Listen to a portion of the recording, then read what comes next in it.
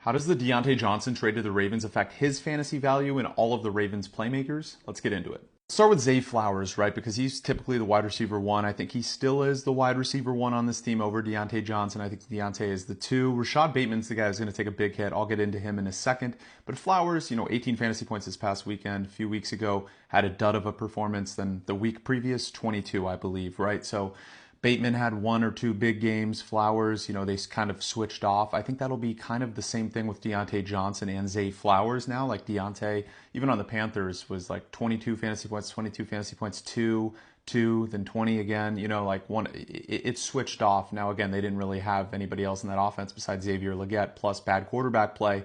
This will be different. Lamar Jackson's actually fifth in passing yards.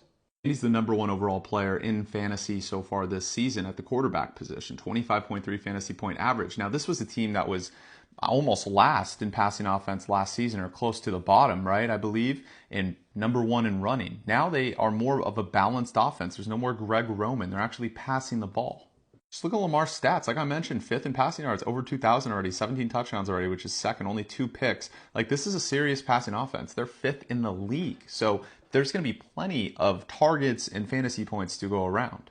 As I mentioned, Rashad Bateman's the odd man out here, like averaging 10.3 fantasy points. Some games, he obviously had that 20-plus fantasy point game a few weeks ago, but then some games, he has 5 or less. He's now reverted to the wide receiver 3, and we have to talk about Mark Andrews now, too.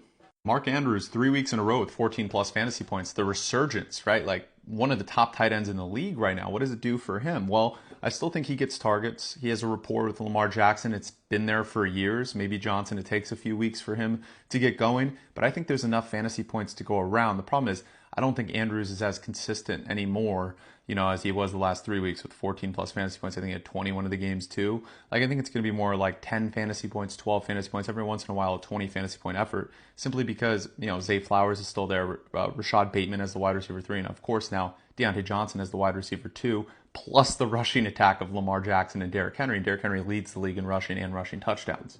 Look at all the weapons on offense. Like, Keaton Mitchell's still on the IR, right? Like, he could return soon, and he's another option to this offense. This is the best offense in the league. I think this is the best team in the league, and I think it's solidified that by acquiring Diontae Johnson. I'd be shocked if the Ravens aren't in the AFC Championship again, and they should beat the Chiefs, though we know what the Chiefs turn into in the playoffs. What do you guys think of this move? Let me know in the comments, and follow for wide receiver and RB rankings coming out today.